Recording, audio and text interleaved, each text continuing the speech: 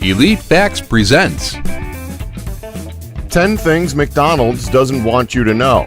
10. Open on Christmas Day.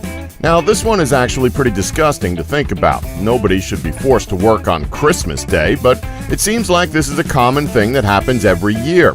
In the past few years, McDonald's has encouraged its franchises to stay open on Christmas Day.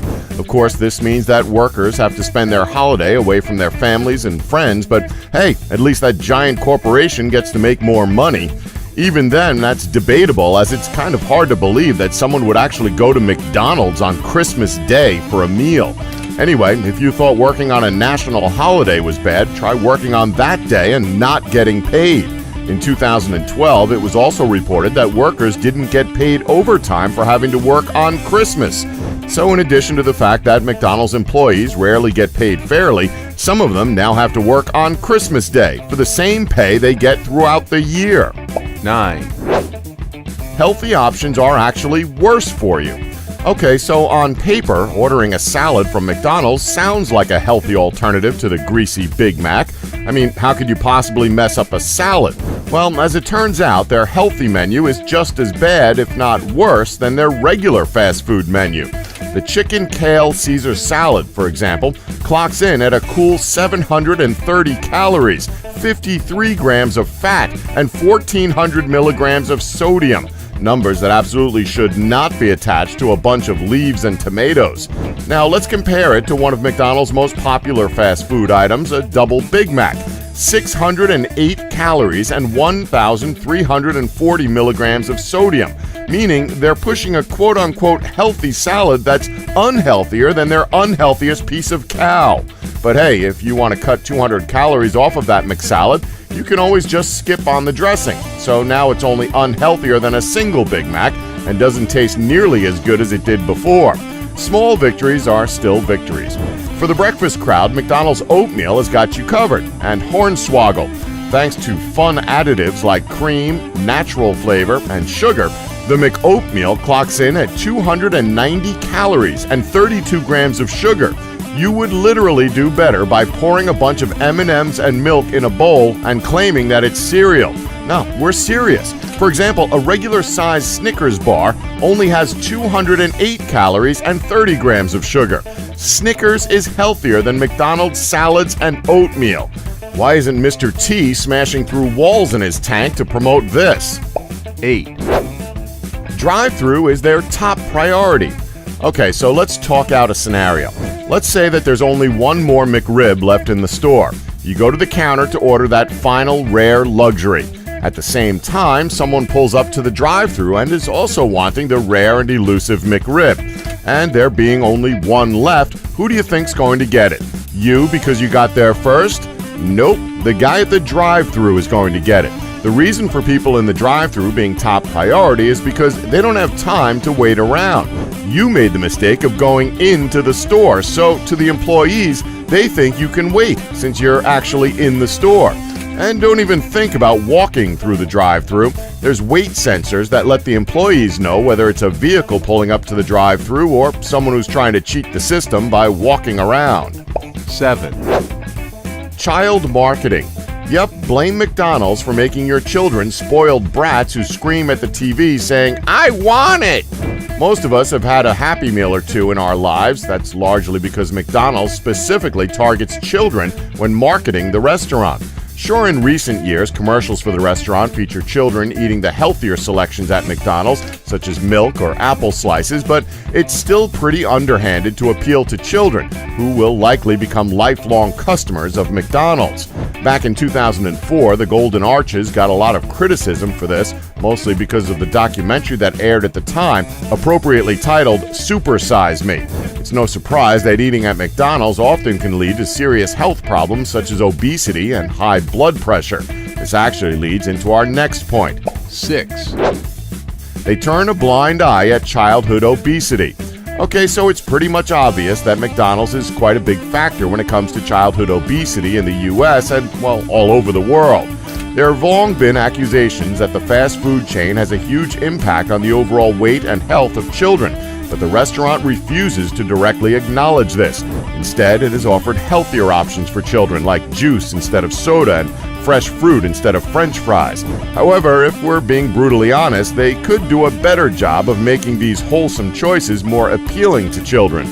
Also, as we previously stated, the healthy option isn't always the healthy option, given what McDonald's does to salads and oatmeal.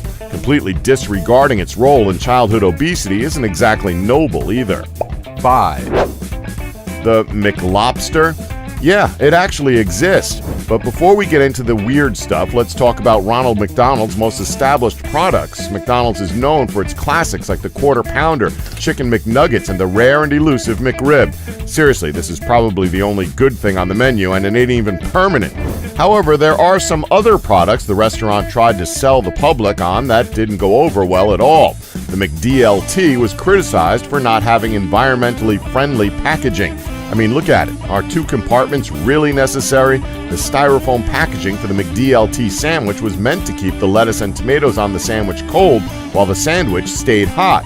And don't even get us started on the McLobster. This product just came across as gross to most consumers.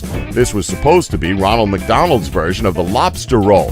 Because of this failure, it's sort of confirmed that people just don't want to get high-quality seafood from a fast food chain. 4, Asking for no-salt fries will make you enemy number 1. First of all, who's asking employees to not include salt on their fries? That's like one of the few good things McDonald's can do right. So basically, if you ask the employees for saltless fries, they have to cook a new batch of fries just for you. Each batch of fries usually takes just over 3 minutes, which is basically like next week delivery in fast food time. Because of this special request, the employee needs to clean the fry station and the fry scoop and then remember which order they were for. Seriously, if you don't want salt, then McDonald's is probably not the place for you. 3, Double Big Mac cheat.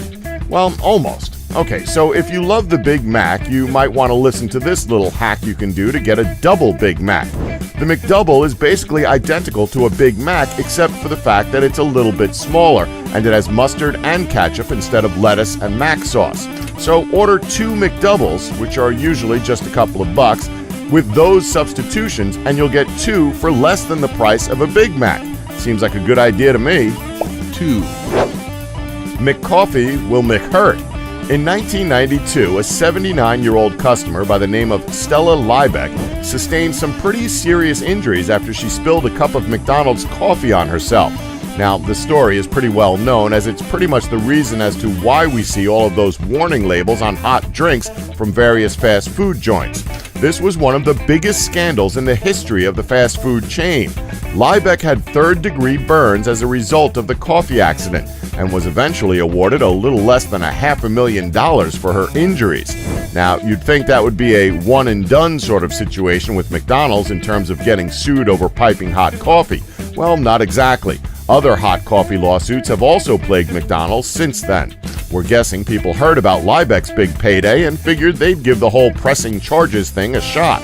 This is also an indication that the coffee at McDonald's is very hot, so it's best to be really careful if that's where you go to get your morning cup of joe. 1, All meat is blended. Okay, let's end off on something that's pretty obvious yet still noteworthy. McDonald's store signs claim billions and billions served, which means the number of burgers sold as much as it does the customers who have eaten those burgers. To serve that many burgers, McDonald's has to prepare an incredibly high volume of cattle in incredibly large and sophisticated meat processing facilities. McDonald's calls this burger creation the blending process. This is where so many cows are processed through these facilities only to later be blended up together. Their meat gets mixed together and then formed into patties, but it's done so haphazardly that a single beef patty may contain the meat of up to 100 different cows. Suddenly, I never want to go to McDonald's again. Blended meat? That's pretty nasty. And that's our list. Did we leave any out that you know about? Let us know in the comments below, and please remember to subscribe and tap the bell button to be notified when new videos are uploaded. Thanks for watching. Don't forget to like us and subscribe for more Elite Facts.